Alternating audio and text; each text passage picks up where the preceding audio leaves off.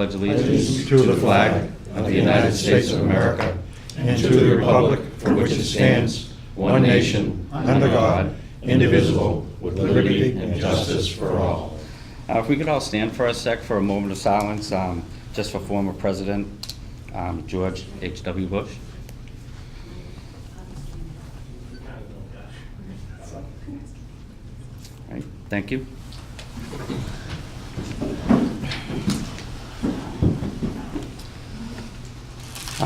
Tonight we will be going into executive session. We'll be voting to go into executive session for the purpose of collective bargaining for Unit A and litigation. Unit A Level 3 hearings, MCAD, Plymouth Superior Court, because doing so in public session will negatively impact the bargaining and litigation position of the committee. Upon return from executive session, the only action will be to enter a motion to adjourn. There'll be no agenda adjustments. If I can get a motion for the set of minutes. So moved. Second. Motion made by Situate, second by Whitman. Any discussion? All in favor? Aye. Thank you. Motion carries. Student of the month, are we ready? Okay. We'll move on to the staff spotlight. Mark? It's going to be Mr. Boyle. Oh, okay. Mr. Boyle.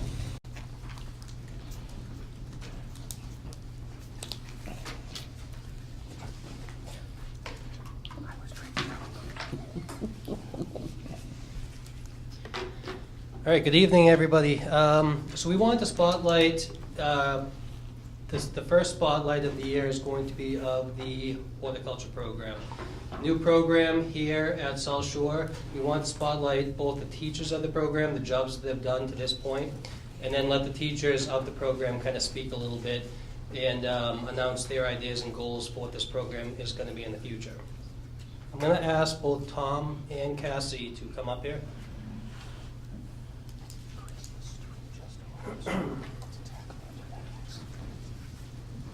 Yes, just stand up there. So, just a little background on Mr. Hart, who is one of the vocational instructors. He helped start the program last year. His past, he was a student at Norfolk County Agricultural High School, where he majored in landscape operations. At the school, he gained knowledge in landscape design, construction, greenhouse management, environmental science, and botany. In high school, Tom worked through various local garden centers over the summers and throughout co-op. He also gained experience in customer service and plant identification. After high school graduation, Tom attended the Stockbridge School of Agriculture, which is part of the UMass Amherst campus. Tom was able to receive his associate's degree through the Stockbridge School, of which he then continued on to get his bachelor's degree through the university. Upon graduation, Tom took a job at the Brickman Group, where he learned a bunch of landscape management skills, installation strategies for commercial properties throughout the state. He also worked for two local companies, one the Garden Continuum and one Nature Works. Upon graduation, where he obtained knowledge and experience doing residential landscape design, hardscape construction, and he had the opportunity to design and build award-winning projects from start to finish. Tom mentioned to me the other day that he couldn't be happier joining the South Shore Technical family, and he looks forward to growing the school's first horticulture landscape construction shop. When I'm done announcing both Tom and Cassie, I'm going to have them speak a little bit to their vision of the program as it rolls out. Cassie, like Tom, was a graduate of Norfolk County Agricultural High School in Walpole, where she focused in ornamental horticulture. Also, like Tom, she also attended the Stockbridge School of Agriculture and the University of Massachusetts at Amherst, and she graduated with her associate's degree in horticulture. After Cassie's graduation, she worked full-time and enrolled in Massasoit Community College, where she was able to earn a second associate's degree in business with the hopes of someday possibly owning a business. Throughout all this experience, Cassie had obtained experience in golf course industries, interior landscapes, as well as multiple flower shops. Before becoming employed here at South Shore Tech, Cassie spent a lot of time becoming a manager of the flower department at the Wegmans food market. After managing the food market flower department and learning the ins and outs of how to successfully lead the team of employees, she decided that training others was something that she loved and wanted to pursue. She was able to enroll in Southern New Hampshire University, where she earned her bachelor's degree in environmental science and then became a teacher here at South Shore Tech at the beginning of the school year. As they talk, I'm also going to scroll down. There's a couple other photos of some jobs that the students and themselves have done here in the 2 years. But I want to let them have the opportunity to kind of, shine what they believe is in the near future here. Yes. First of all, thank you all for having us. I'll try to keep this short and sweet. But yeah, we're really excited about this new program. Over the last school year, some of the freshmen that we had coming in have learned a lot about landscape maintenance. Our ultimate goal for the future is to get these kids involved on some outdoor projects on the school grounds. Obviously, what we want to do is try to make our school look like we have a horticulture or landscape construction shop here. So over the next few years, they're going to be doing a lot of outdoor projects, hopefully doing some new plantings, some patios. We would like to try to do a nice patio around the cafeteria so the kids can eat outside. I haven't approved it with Tom yet, but it's something that I feel, Mr. Aubrey. So we feel like it would be a nice project for the kids, maybe for their senior capstone or junior year project. So overall, our goal is to really try to make the outdoors look really nice around here. And the great thing is we have some irrigation going out front. So obviously any new plantings we put in need to be watered. Just getting more involved in the industry and essentially growing the program to what we want it to be. I'll let Cassie come on over and talk about what she has planned. So with horticulture, we definitely have a focus with landscape construction, but we also get to touch upon things like greenhouse management, which we have a greenhouse going up currently, and floral design, which we have actually started dabbling into this year. Our hopes is to do a lot of community events and sell some floral arrangements or even a plant sale for the community. We have a lot of ideas as far as other events go, and we're just looking forward to building the shop and gaining more students and getting involved.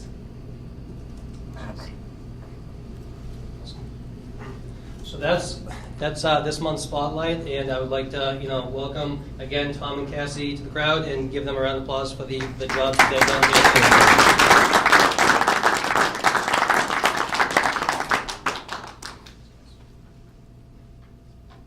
Thanks, guys. Thank you. Thank you. Thank you.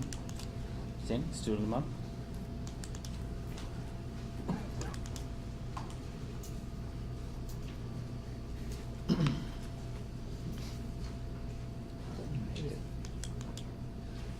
Good evening, school committee. Good evening, community. As usual, I am very proud to put a focus on the amazing students we have here at South Shore. And tonight we have a very busy student, Mike Laporto, who is from Rockland and is our December student of the month. He is a senior in HVAC, and his proud parents, Kathleen and Nick Laporto, are here with us tonight. He is known to us as Mikey. He is a valued employee at Healthy Air Solutions, a residential and commercial HVAC contracting service based in Norwell. He's also captain of South Shore Tech's wrestling team, whose match is underway right now. So we're going to get him through this and out the door. I think he's already warmed up.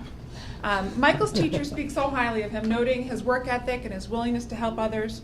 His grade 11 teacher, ELA teacher, Miss Provost, states that he's a student who truly cares about his peers and teachers. He's always mature and respectful.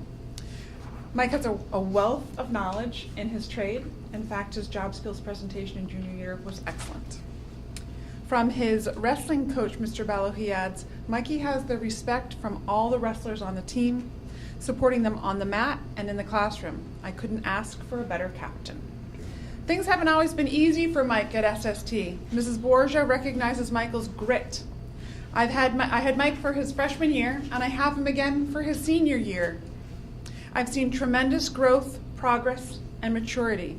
He's a respectful student to all adults and peers. He's also fantastic in class discussion. He really enjoys learning new material and working diligently to understand and take ownership of his learning. He represents everything that we want in our seniors. When thinking about how to honor Michael, the theme of kindness to others persists. Mrs. Glass sums up Mikey's impact on South Shore this way. His compassion and care for others is evident, and he holds himself to high standards while at the same time recognizing his mistakes. I am honored to have played a small part in Mikey's education. In truth, I have learned much more from him than he from me. Please join us in celebrating Michael Laporto at South Shore Regional Vocational Technical High School's December 2018 Student of the Month.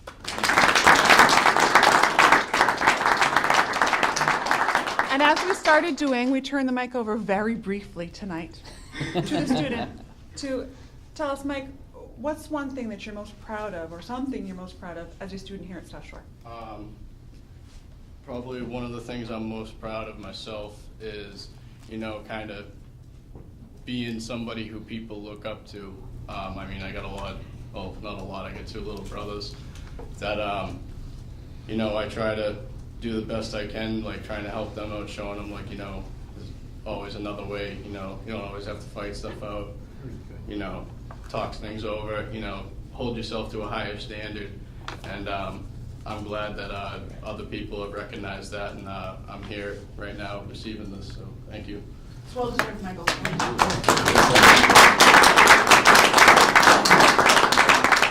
Good luck, Mike. Good luck. Go win. All right,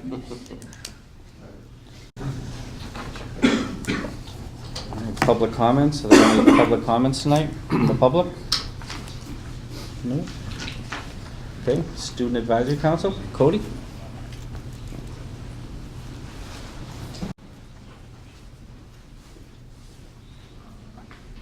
All right, so on November 29th, National Honor Society had their annual induction ceremony, and we inducted 20 new members, both juniors and seniors.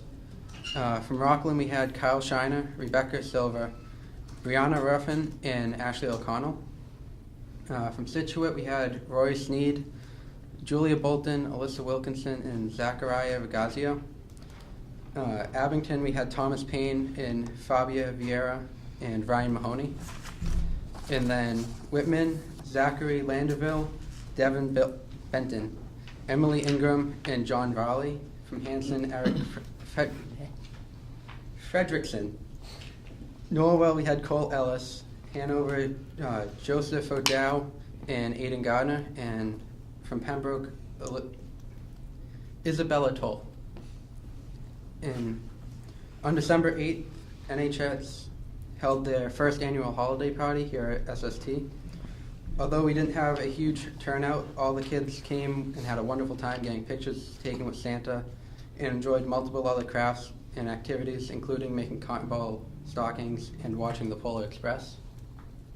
NHS also held the annual hat and mitten drive and collected over 100 gloves and hats that were donated to a local women's shelter in Situate. We also collected well over 100 toys for Toys for Tots, and they will be given to the Rockland Fire Department for collection. And the Skills USA chapter will be hosting a comedy show on January 25th at 6:30 at the Venus 3 in Hanson. Tickets for the show are $25 each and can be purchased from any of our Skills USA advisors or members. Any questions? Good job. Awesome, good job. Thank you, Thank Cody. you. All right, move on to reports. Treasurer's report, Jim? Thank you, Chris. Tough acts to follow there with Cody and Michael. No fighting. No fighting. No fighting. Treasurer's report this month. I know the microphone's a lot farther away than normal, so I'll try to speak loudly. Keep Kevin happy. On the cover of this month's report, We have a couple pictures. One is Cody mentioned before, the Skills USA group went down to the Warren National Cemetery a while back after Veterans Day and helped retrieve a lot of the flags. So there's a picture that Paul Bell had taken of them down at the Warren National Cemetery. And then we have a lot of yellow vests of kids on the field learning their trade and their craft and so forth with looks like some surveying stuff and so forth. So again, it's students in action here at SST. The next page is just a statement of cash positions. We have, as of November 30th, total cash about $3.7 million. Things are in great shape. OPEB reserve account is at $657,000, so we're able to put a little bit of money away there. This page I've added a picture for just a little bit of change. We had the pies going on for Thanksgiving, so there's some of the students in the culinary department making pies, which I guess they had a record number of pies that were sold. I got an apple, it was delicious. That was great. Blueberry was very good too. Was it? Still don't know what the French silk is, but maybe next year we'll try the French silk pies. Statement of revenues. Again, we sent the bills out November 1st. Actually, December 1st, the bills went out. We got a couple payments in from our towns. We got Situate and Whitman's assessments in. So we had about $581,000 of revenue that came in the door. We also got a normal Chapter 78 from the state, $361,000. Overall, our revenue was about $944,000. Since then, since the end of November, here in the first 3 weeks of December, we have received everybody's assessment that we sent it out. We also do the billing for all of our non-resident tuition, so that money is also coming in. So we're doing fairly well from a cash standpoint here as we sit in mid-December.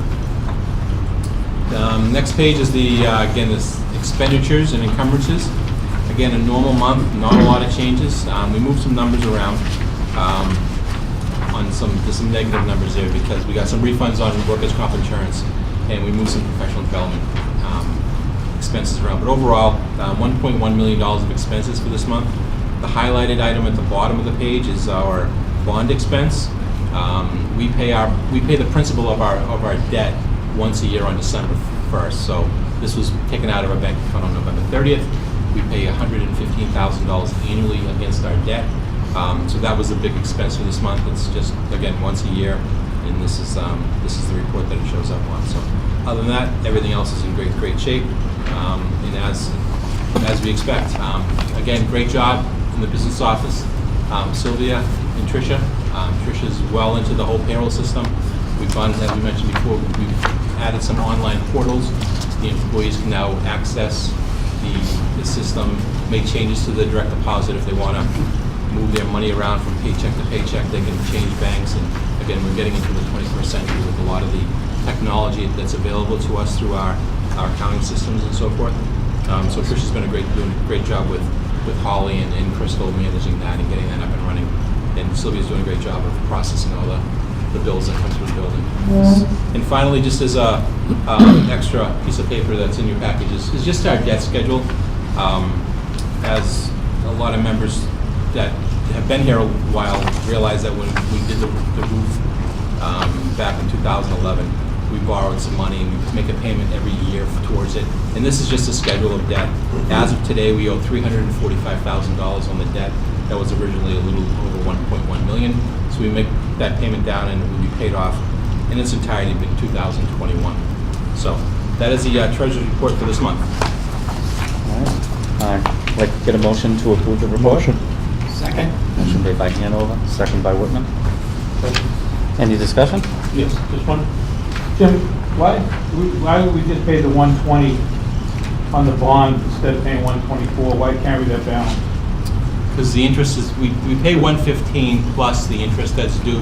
The interest is due every 6 months. Okay. So we make the payment of, in addition to the $115 that we just paid, it includes $5,300 worth of interest.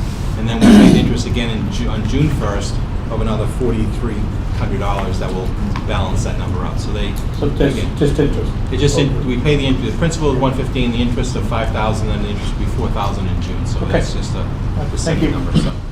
Thanks, Bob. All in favor? All right, motion passes. Thank you. Continue on. Jim? There are no budget transfers for this evening. Okay. We do have a request for a motion that's in your package tonight, I believe. Was this in the package? Yes, document 4. Document 4 is pretty much, at the end of last fiscal year, we had excess funding in our regional transportation reimbursements. And the committee voted in July to move $124,000 into the regional transportation fund, which is allowed by the Commonwealth.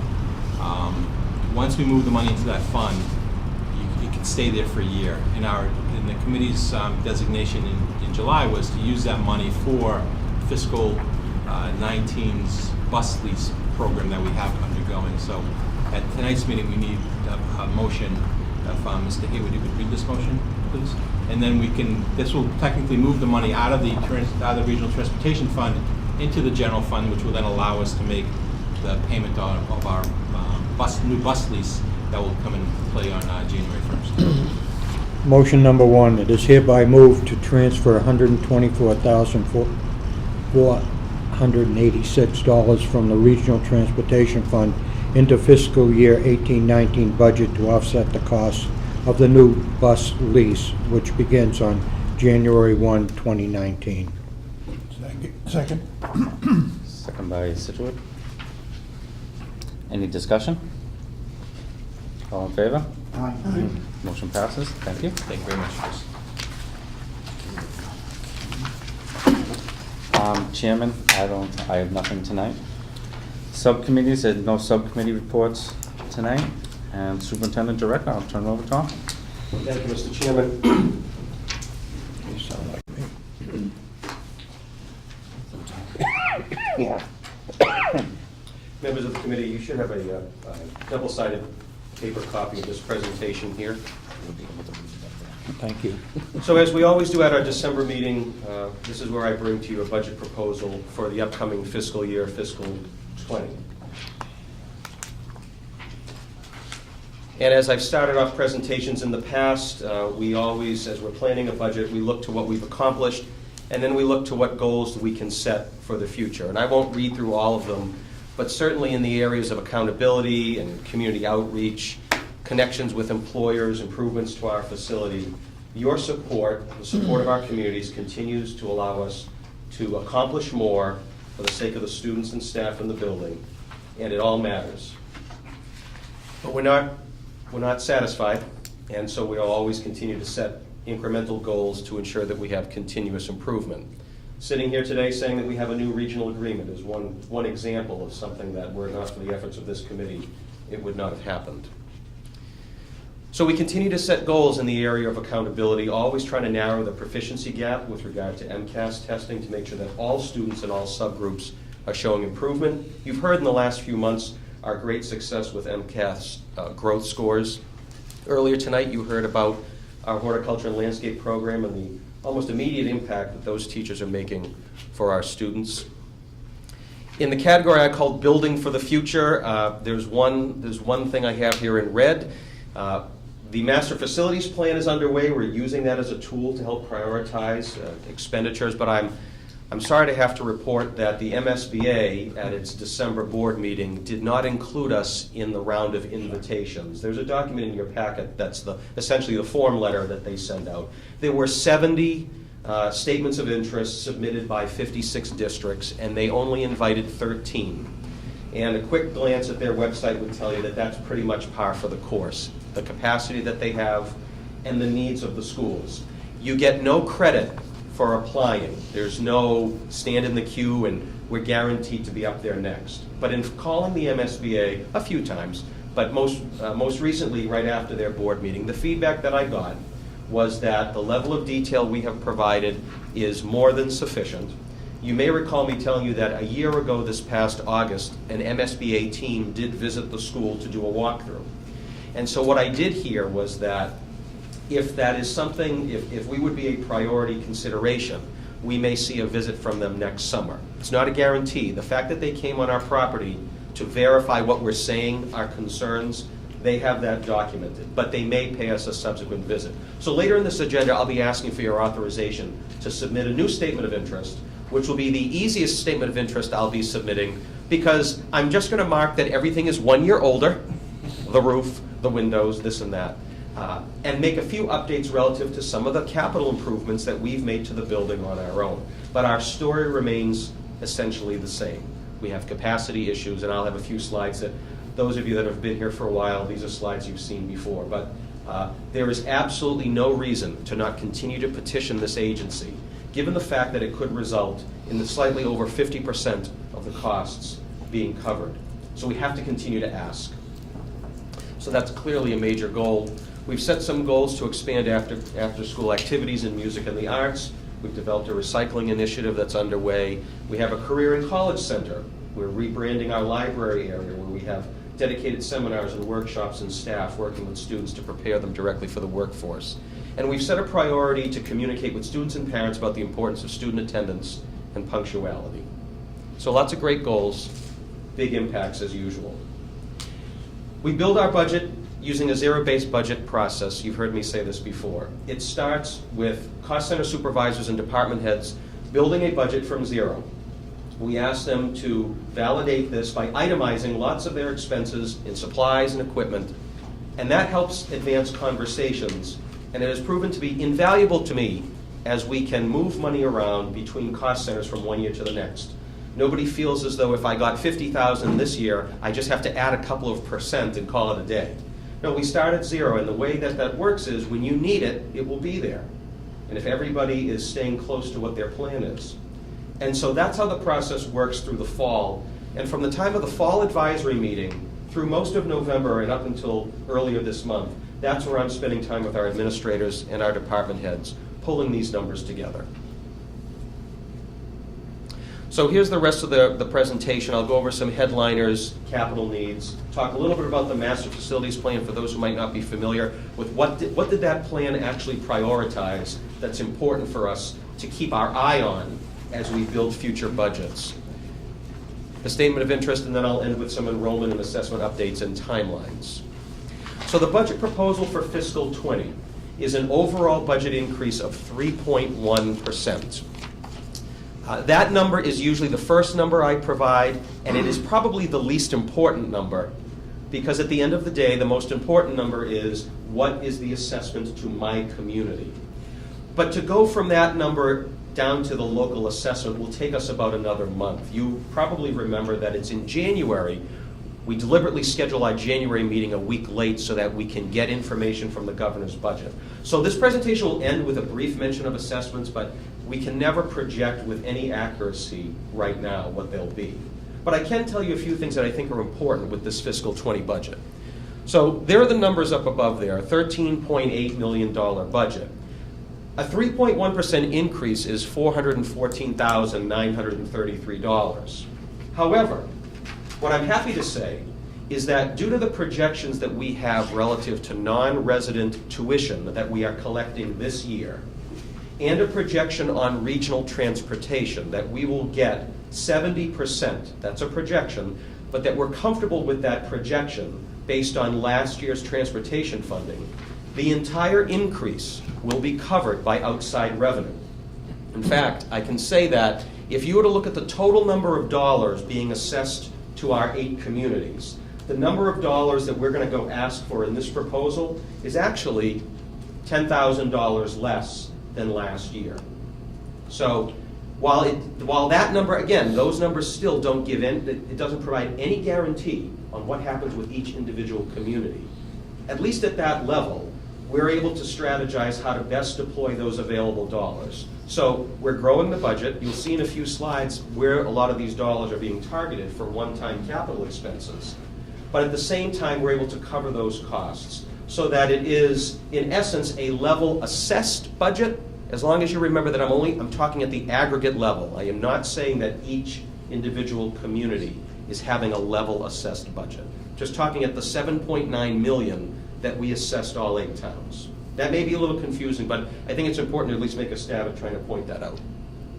So the headliners, I talked at least about the first slide here. We've got money to offset the increase the assumptions we're making are that Chapter 70 money will be flat and that we'll have a reimbursement rate of 70%. The dollars going into capital, there's a little money in there for stabilization, as I've brought to you in years past. That stabilization fund is the fund that we will use to fund any future invitations into the MSBA core program. If we get invited next December, after we all have a cookie and celebrate, we have 270 days to show the MSBA that our communities are on board with us entering this process. It will be immensely easier to tell our communities that we have the funds set aside to fund a feasibility study rather than try to go looking for an extra warrant article or somehow finding that money in our budget, which would be cost prohibitive. That was the initial reason for starting a stabilization fund several years ago. We have grown that fund in an attempt to tackle some of the larger maintenance issues. While I'm happy to say that I see no reason at this time to tap that fund, if we continue to not be invited into this program, as you'll see later in my presentation, the conversation at some point may have to be a combination of when do we take on some of these maintenance costs on our own? Maybe not fully funding them, but having to take on some debt. Having some money in stabilization could allow us to offset some of those payments. That's just a hypothetical, but that's the reason that it's there, to lessen the impact on our communities should a decision be made to enter the MSBA program, if we're invited, or to take on larger capital maintenance expenses.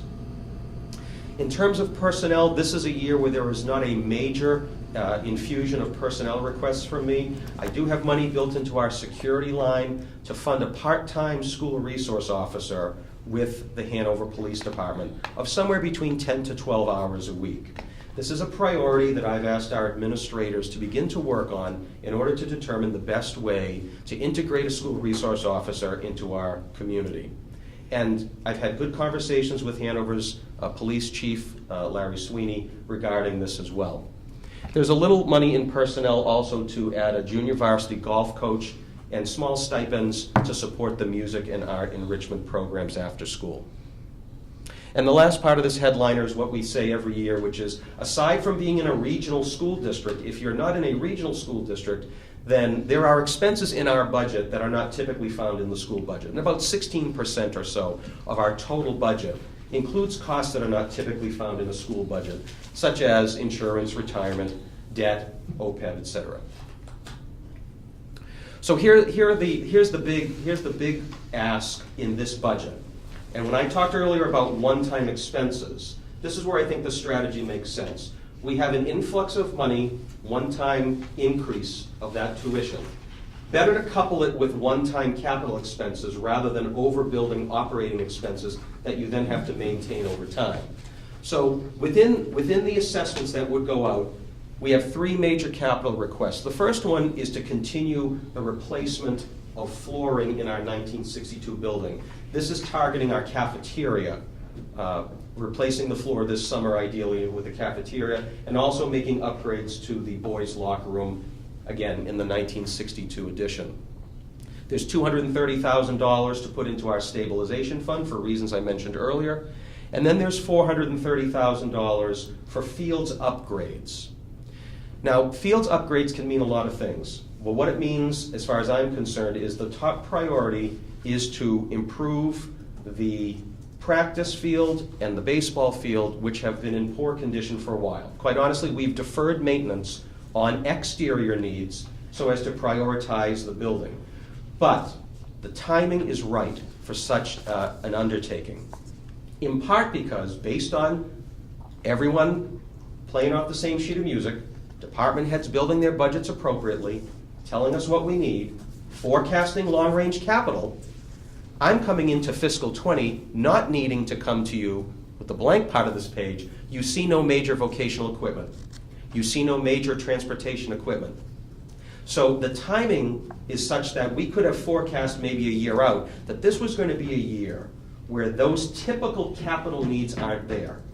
So this is an opportunity for us here to address fields that have been cited on past NEASC evaluations. Not a crisis, not going to shut the school down, but noteworthy that as we increase student enrollment and increase student activities, that require the use of these fields, proper drainage is essential, or else we won't be able to continue to maintain them. And the two teachers that you saw here earlier this evening will play an integral role in ensuring that any upgrades to our fields will be maintained. And they're very interested in taking on that project for us in the future. Again, I think I explained to you the backstory is there's a lot more use. It has been with poor drainage. We just walked it yesterday with a couple of engineers, and one of the comments that one of the engineers made right out of the gate is the area behind collision repair and automotive. There is absolutely nothing stopping the runoff coming from the higher elevations. And while that might not entirely solve the issues of the fields, that's something that we're going to develop a plan on, so that when we do go out to bid for this work, it's going to be a combination of improved drainage, included irrigation, proper replacement of the sod, proper replacement of the soil, and then also mechanisms up on the higher elevations that are going to ensure that water just doesn't cascade down as we think it is currently. Those are the short-term goals. I have some other long-range goals which are going to include putting lights on our main athletic field, improving our running track, which should be widened and regraded. We haven't touched that in a long time. But the need hasn't been there beyond physical education classes occasionally using it. And also I'd like to see us improve bleacher accessibility so that we can have wheelchair access to have people go up on a higher level for our bleachers. It's the shorter term goals up above that are the priority for this budget request. We'll see where the numbers come in, but the priority is it's going to impact the most students to deal with improving our fields. Oh, there's a video. Dan will appreciate this. This is one of our drones from our science department. I asked Jerry Shaw from the science department back in September, not last week, not after the rainy November, but I asked Jerry to go out and launch one of our drones to go take a look at what our fields look like after what I would call a typical rain in September. So you'll see our baseball field and you'll notice the water on the grassy infield as well as at shortstop. And now the drone is looking here at our practice field. This is primarily where our multiple football teams practice. And we also have a varsity and junior varsity soccer team. So between this field area here, and that's the area where the runoff, you can see coming down that slope like I was talking about. The area to the left of the lined practice field is generally where our soccer teams would fit into practice, depending on various schedules. There could be some days in the fall where multiple teams are out there practicing. If you were to look at this field, if I had taken a clip of this field right now, you would see a lot less green, certainly because it's December. But most of that right field in the baseball field has been torn up, just due to what we are now calling normal use, due to increased student involvement. This is our main playing field, as you know. That's the back. Sorry, if anyone's susceptible to motion sickness there. That was a pretty quick turn. But that's what I'm talking about.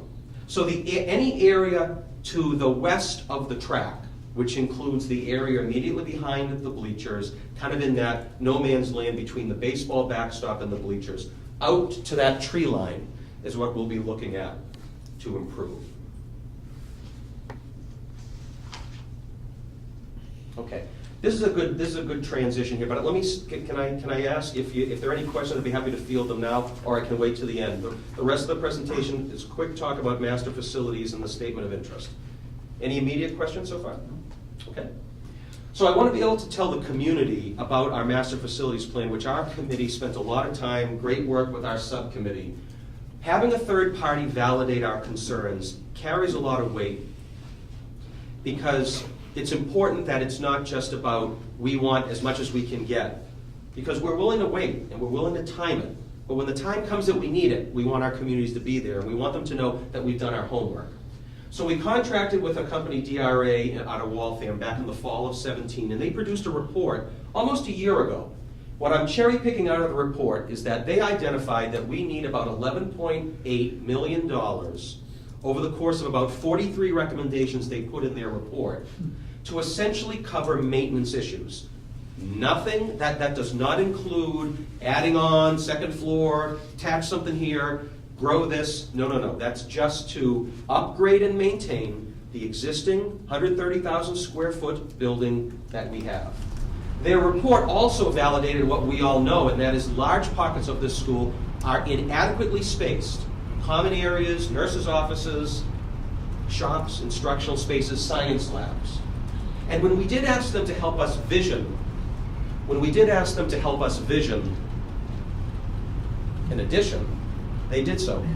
And they gave us several schematic ideas, which could be anywhere from 25 to 40,000 square feet, with a total price tag of 48 to 52 million. Those are all just fake numbers, right?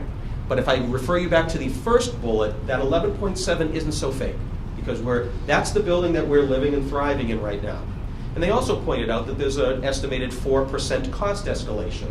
So these numbers today, or this report on a website, if you looked at it in 2021, of course we have to factor in that costs generally don't go down for construction. We are chipping away at these recommendations each year, but obviously for anything big, it would require some MSBA support. So that's the backstory to our master facilities plan, which is available on our website. I also cherry-picked out, just to put a finer point to it, what are you talking about with this 11.7 million? Just a little highlight reel here.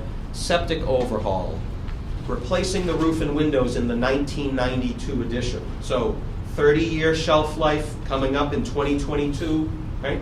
So there are some expenses there, about $1.5 million for that. Putting in sprinklers in the 1962 building, $500,000 there.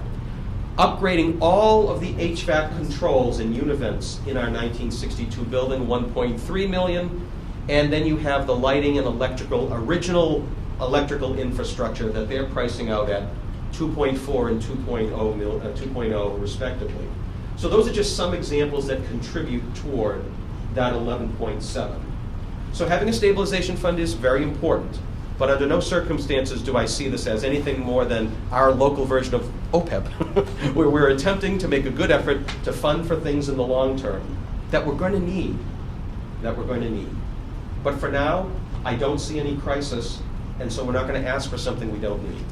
But we are doing our homework to make sure that when we do need something, it's a well-articulated reason. And again, as you've seen, members of the committee, this is a slide showing some of the places on our campus where we might end up expanding if we're fortunate enough to have that opportunity, adding on to various programs, the front, middle of the school, or off the far side of the gym. But for now, that's not relevant for this budget presentation. And again, I'll fast forward through those slides. You've seen these slides before, examples of spaces that are inadequately sized, physical education program, a modular unit that was put in the year 2000. Okay, so now I'll conclude with some review of enrollment and assessment information. We clocked in with 645 students as of our October 1 report.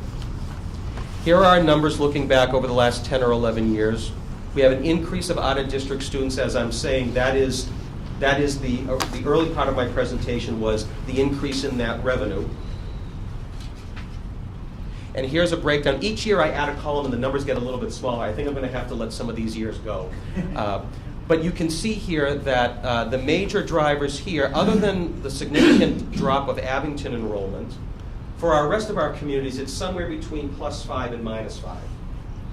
There are days that I wish that this would be the time that I could say, if you're up 5, take last year's number, divide it by this, and multiply it by 5, and there's your new assessment. Can't do that. Generally speaking, increases of enrollment do lead to increases in assessment. But even a slight decrease in enrollment could also lead to an increase. It does vary, and as you probably know, the first of these 4 or 5 lines here is the number that really matters the most, and that's the minimum local contribution, the MLC. This is the number that Jim and I will be waiting for on January 23rd, a few hours before our next meeting, where in the governor's budget we will see what those numbers are projected. We will see what the Chapter 70 numbers are projected to be able to bring you an educated guess for an assessment. But in fiscal 19, the MLC, minimum local contribution, that made up 74% of what our 8 towns get assessed. So 75 cents on the dollar is coming from that number, which we don't know right now. As you all know, capital is a separate component of a town's assessment. It's a 3-year rolling average. Transportation and other costs above the minimum are based in proportion from the most recent October 1. And as Jim talked about earlier, the debt service, which will roll off in a few years, that's a fixed amount based on a 3-year enrollment average at the time of the debt. So when we come back together in January, the typical detailed slides we'll give you will break down all of this. And that's something that we will talk about further in January. Following that, we typically will have a certification vote on our budget in February. Finance committees generally invite us to meetings somewhere between January to March, and certainly you can let me know if you have any direct communications with your communities. If they'd like to meet sooner, if they'd like to meet more than once, I'm more than happy to do so. And as of now, it's interesting, I joke every year about having Super Monday, the first Monday of May, but it looks, at least now, unless towns can have some flexibility, we've actually got some dates spread out a little bit. We've got at least 3 of our communities on paper having town meetings penciled in for April. Norwell's town meeting will be set, Bob, we were told, in January, at the selectmen's meeting in January. It's But most likely be in Hanover and Hanson days. it'll be on the Super Monday. Okay, thank you. Yes. So that's really where our spring efforts are relative to the end of the budget process, really. So with that, that's my last slide. Can I answer any questions for you? Yeah, I have one. Yeah. I've always said, we can throw all the numbers we want. The most important number for any town is, what are they gonna be assessed? Correct. And it's almost like we have no way of knowing or no way of changing anything. It's the state formula. It is what it is. So, I mean. It is, Dan. And I would like to think that if the total number of dollars is not increasing for our 8 communities, then the reason that it would be redistributed amongst the 8 will be largely driven by what we see next month. Right. If the state thinks that some of our communities are under their target share, they factor in some additional percentages. So again, it does seem like a broken record, but we're called to pull our budget together a little bit earlier. We want to talk about it conceptually. Certainly tonight we have a public hearing that we'll have in January. But you're right, that part is really unknown. Right, that's the kicker. I mean, that way, How much I would like to give a projection and then to be wrong, no. that's Right, wouldn't do that. I mean, scary. it is, right, as I say, it is what it is. I mean, I think the town of Whitman and Hanson, we may be under the state, MLC, I Right. believe. So when they calculate that formula, if a town is under their target share, the state would like to see a 59-41% split of local and state funding. And if they calculate that there's a community that isn't there, they'll make an adjustment. They're gonna balance. In addition, if there's a community that they think is not paying too much, there's a foundation budget that is calculated, and no community in the Commonwealth should have to contribute more than 82.5%. That was a number that they decided on. So some of the state funding goes to actually reduce the burden on communities who might actually be paying more than 82.5%. So they're looking to make some corrections. Every community, regardless of its wealth, its income, or its land wealth, should get some state aid toward its public education budget. And there are other communities where the calculation is below the share, and so they're asked to kick in a little bit more. The good news is that all of this can be unpacked in an Excel spreadsheet for people to be able to look at to see how did they arrive at this number. Yeah, but the state formula is very difficult to understand. It is. It'll take a couple of cups of coffee, but we could get there. Yeah. At least. The numbers that we were showing there for the towns. Yes. Where they're at. Now, with the numbers coming in from the preliminary numbers coming in from this next year's freshman class, will those numbers will be close to where we're at now, or will they? If I were to, I think my crystal ball would tell me that if we're over 300 applications in December, that's a very good sign that when you factor out those who are accepted, those who are accepted and declined, those who say yes, that we should be well positioned to have a ninth grade class between 170 to 180 students. Put down, would that include some of the out-of-district students? Yes, it could. It could. So now would that number go up according to what we have for applications coming in for freshmen, or would that be including them? My guess is that it's probably going to be down. The non-resident application pool will be down. We've seen a lot of interest from the town of Pembroke in the last few years. They have recently enacted a policy, which is within their purview, that any rising ninth graders, should they want to explore a vocational course of study, what we would call exploratory, those children will have to apply to Silver Lake. So it's called a preferred provider option. That is they have the right to do that. So if I would just, based on your question, if I were to just project, I would be seeing less interest from that community. It probably would have an overall impact.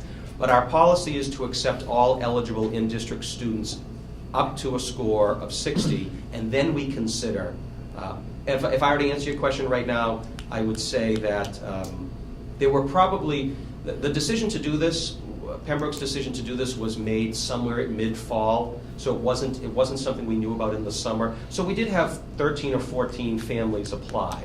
Right, but we have 62 right now. What I'm saying, if that number comes down, and like you said, the assessment numbers that we're bringing in their extra revenue from those out-of-district students, you know, will that affect the number? We have less. What I can tell you, Bob, is that how much will that affect our each town's?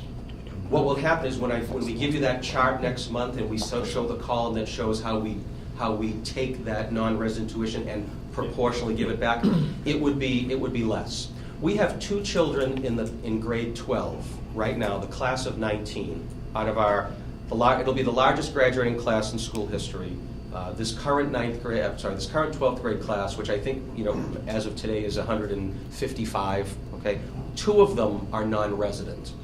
So I look at it, if I were to look at the math and say, we know that as of June 7th, we'll be down to 2 non-resident students. So we could have an increase by bringing in more on the other end. But it really depends on where the market goes right now. And Amy typically does not complete any applications with non-resident students until a little bit later in the process. Thank you. Bob? About a week or so ago, WBZ, that Dan Ray, had a program on vocational education, and I did call into it. But it was public calling in. They had Medford, I believe it was Medford Northeast or whatever it was. Medford Vocational. The principal and a culinary arts teacher in studio interviewing him.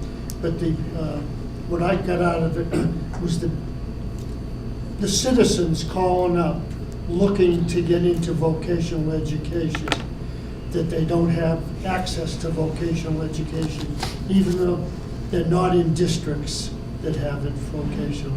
And there was several of them, Kingston, Pembroke, some of the ones I can recall this way. Even Hingham, there was some calls from Hingham. There was one from Hull, wanted to know where the schools were that would accept vocational students. And it was very, very positive about my interpretation that vocational non-residents could start increasing even more than it has because of these things. Even Pembroke, they go to their Silver Lake, and I don't believe it is a full vocational program. It's what we would call a comprehensive program, so the dosage is a little bit less. Yeah. Yes, a half-day program. They don't have the certification and so forth that our students do. So that's why we're getting so many from there. They're taking courses that they really don't want, but they're taking them just to come to our school. And this is happening elsewhere. Of some of the other schools that called in, they're finding the same thing with the non-residents going to the existing vocationals, because that's where the demand is for jobs. And employers, you can just look at us. Every one of our, from juniors on, have already got a job for life if they want it. And that's what a lot of employers were calling in as well, looking for students to join their things, whether it's co-op or graduate students. It was a very, very good show. And this is the second show on vocational education in the past 6 months, was it, Tom? You Yeah. commented on that before. Yeah, in fact, I did last year. give Tom a very good hurrah on this last one, told him how our school was really functioning, and I had to throw my 2 cents in. We are the best vocational school in the Commonwealth, and things like that, so. No brag, just fact. Of course you did. But it's, right now, vocational is here to stay. We have a great economy. They're looking for tradespeople in the fields, and they can't get them. So industry is demanding vocational education. They're not looking for the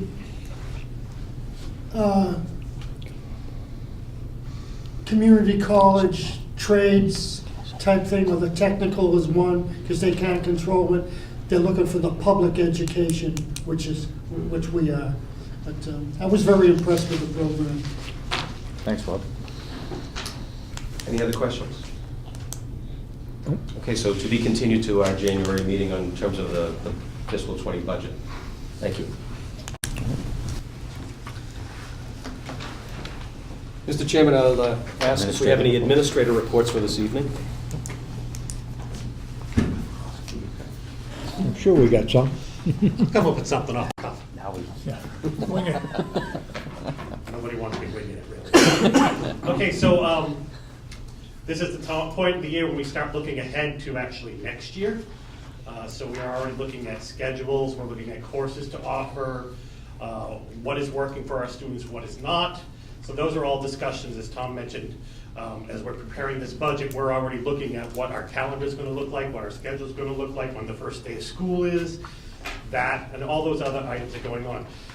Closer to home, as Jim mentioned, starting January 2nd, when we come back, we have a brand new propane fleet of buses, nice and quiet and good for the environment. So 12 of those are currently on campus. They are being inspected by the Department of Transportation and a regular inspection sticker this week and next week. And then they'll be on the road when we start January 2nd when we come back from school. January 4th, we have one of our linchpin senior days. That's Alumni Day, where we invite people from the last 5 years who have graduated, some who were gung-ho and very successful when they walked out of here, and others who maybe slip and fell in the mud a little bit. Both of those are very educational for our seniors to hear what it's like when you leave here on June 7th and what the real world is like. So it's a very educational morning. We set aside a couple of hours. These are people who are giving up their own time, college students, college graduates, and people who are in the trades right now working who get the day off. I've already talked to a number of them. They've already got the day off. They're coming to talk about what they've been doing since they left here. We'll also be beginning to talk about Credit for Life Fair, which is kind of the last of our linchpins for the senior class. We do have a NEASC 5-year re-eval coming back. We'll begin testing training for the, we mentioned it earlier, the programs for MCAS 2.0, which is coming out, so everything's online, so we're starting to train our students on what that looks like and how they can use it. And it's a little bit different than the pen and paper. All your skills, all your organizers, all your highlighters, all those things are in a computer, so it's a little bit different for them to look at, so we have to start working on that as well with them. And that about covers it. Anybody have anything, questions? Thank you, gentlemen. Have a nice holiday, everybody. You Thanks, too. Mark. You too. Mark, you take care. All right. We have no unfinished business. Under new business. Thank you, Mr. Chairman. Members of the committee, if I could, if you'd like to follow along. Document 6 is the motion where I would be asking the committee to authorize me to submit a new statement of interest for their 2019 program that Mr. Haywood graciously said Yes, thank agreed. you. Graciously, we'll offer to you. For the 5th time. Motion to authorize this, yeah, bit of that. This, Speak up, please. yeah, right. Doing Give good me a minute. the last time I did. I'm working on one eye here, so bear with me.